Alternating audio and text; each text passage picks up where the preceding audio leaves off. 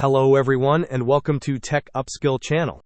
In today's video, I will guide you through fixing the disappearing mouse cursor issue on Windows 11 while you are typing. And now let's get started.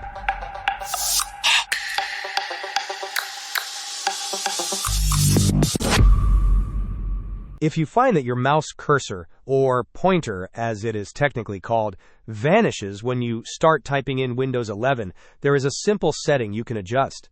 Begin by opening the Windows search bar and typing mouse. Select the mouse settings from the search results. Once the mouse settings window opens, scroll down and look for an option labeled Additional Mouse Settings. Clicking this will open a new dialog box.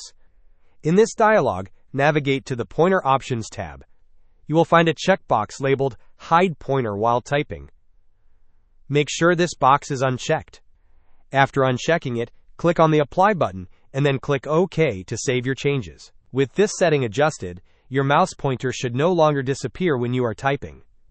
Hope this was helpful. Don't forget to like and subscribe if you enjoyed. As always, thanks for watching, and I will see you in the next video.